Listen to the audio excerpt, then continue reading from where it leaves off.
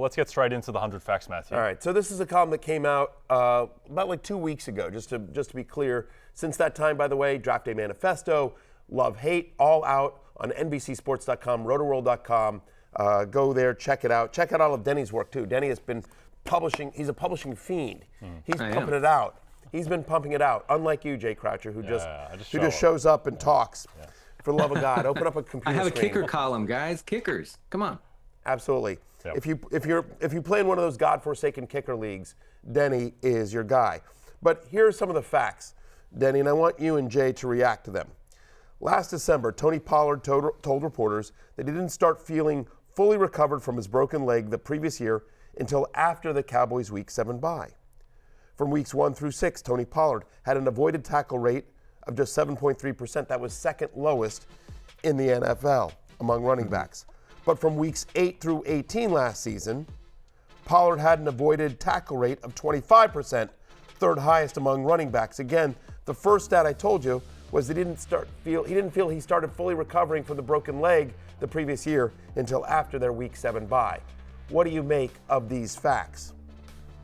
I'll start us off, Danny. I think with Tony Pollard, friend of the show, Tony Pollard, who came on the show and told us exactly that he didn't really feel right until the second half of the season, which makes sense because he broke his leg in that playoff game against the Niners. And I just think that this is something where you just look at him visually. In the preseason, he had a run against those Niners where he just looked more explosive than at any point that he did last season. I think still with Pollard, he is still young enough that I think you have to regress a little bit to what expectations were going into last season when he was going as a first-round pick. So, look, there is obviously, it's difficult because Tyjae Spears is going to get his own work, Denny, but I think there are worlds where Pollard is so good and looks like the guy who was playing a different sport in games like 2 years ago against the Vikings for the Cowboys where he looked like the best player on the planet. I think there are worlds where he can arrest, he can get 60-65% of the touches in that backfield if he shows that same explosiveness that he did. And I think he's being a little bit underdrafted right now, Denny. I think so too. And, he has looked more explosive. He has looked more agile. He's breaking more tackles this preseason. And you mentioned that game against the Niners. That's one. And I think Matthew's facts are really kind of highlight how much things changed when Tony Pollard felt 100% back from that leg injury that he suffered, which was a serious leg injury that fantasy managers, including myself, to an extent, kind of ignored, right? Going into last season, oh, he's fine. It's just a broken leg. He'll be fine. And he told us, he told you guys at the Super Bowl. He talked with me and Pat Daugherty, and he said, look, it just wasn't right. I wasn't right until later in the season. And I think that kind of those kind of nerdier running back metrics, broken tackle rate, evasion rate, things like that, speak to a guy who got back to form. If he carries that over into this offense, I think he could be the lead back. We expect it to be a better offensive line as well, and so Pollard. I mean, I'm at 28. I have Tyjae Spears at 32. I actually think both guys are going to be productive this year, along with the fact that I think their cost is right. Like it doesn't, you're not going to go to the season with either of these guys as your starting running back. But I do think Pollard specifically is being a little bit underdrafted. He was the poster boy, the cover boy, if you will, of the Roto World Fantasy Football Draft magazine last year.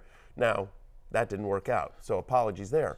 But the fact of the matter is we're a year removed from everyone being like, oh yeah, this guy is elite. All right, next stat. Let's stay in Tennessee. Will Levis, okay? Last season, no quarterback had a higher average depth of target than Will Levis.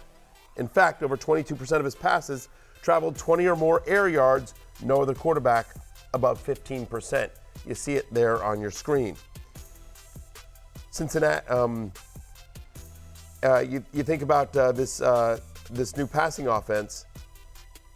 Cincinnati ranked 5th in pass rate during Brian Callahan's 5 seasons as an offensive coordinator. Last season, Calvin Ridley ranked top 5 in deep targets. And last season, among wide receivers that saw at least 30 targets, both DeAndre Hopkins and Treylon Burks ranked top 18 in average depth of target. Yeah, I think this Tennessee situation is very interesting because I think they're a team that has been somewhat written off because they're the fourth favorite, distant fourth favorite in the AFC South. I think 10-1 to win that division. Everyone is focusing on CJ Stroud and the Texans and Anthony Richardson in Indianapolis, and even probably more so than the Titans have bounced back in Jacksonville. But I think that with Tennessee, with the fact that they have a new coach in Brian Callahan, who by all accounts is going to bring this Tennessee offense, into the modern era of the NFL with more pass game, with activating Levis beyond just the deep stuff, I think. And he's looked really great in camp, in preseason. He has weapons. You mentioned the offensive line, Matthew. That left side of the offensive line in particular, with J.C. Latham coming in, I think getting Cushenberry at center is really helpful. This was arguably the worst offensive line in football. And I just think that one, Levis is just a hugely high variance player overall, and so you want to be buying into that because of the potential upside and tails. And then just with the new coach, with new offensive line, there's just a lot of room for this to really improve. And the last thing I'll just mention real quickly before we turn it over to Denny is that the new offensive line also has a new coach. Brian Callahan's father, Bill Callahan, He's a wizard. is literally one of, if not the greatest offensive line coach in the NFL. And they were able to get him from Cleveland because of the unique situation. His son is the head coach of the Tennessee Titans.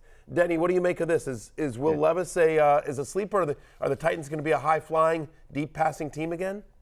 I think we sort of have to forget everything we know about the Titans as a franchise, as an organization, because for the longest time, right, under Vrabel and the previous regime, they were super run-heavy, okay? They were just this completely, offensively kind of backward team that were trying to play like retro football. Like Jay just said, I think we're going to see the Titans finally enter the 21st century, which is nice. 24 years into the century, they're entering it. And I think that they actually could be like a top 10 team as far as pass rate goes. I think their defense is shaky enough, if not just plain bad enough, to put the offense in situations where they have to drop back a lot. They have to chase points in the second half. That could be really fun for fantasy from a volume standpoint. Calvin Ridley, as you mentioned in your 100 facts, Matthew, top 5 in deep targets last year. Now, did they work out? No, they didn't. It was actually catastrophic every time Trevor Lawrence threw it downfield to Ridley. But I don't care about that. Okay, those are high variance targets. It happens. I think that he'll be used more properly in this Tennessee offense. I think he'll see more snaps and routes from the slot, and he could get more intermediate and short stuff to sort of paper over when he doesn't have the big hit downfield.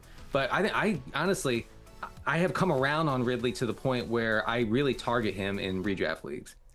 He's my wide receiver 36. I have DeAndre Hopkins as wide receiver 39. I actually think both guys are potentially values. Like Hopkins, both those guys, they're older players, specifically Hopkins, but they're both like sort of older.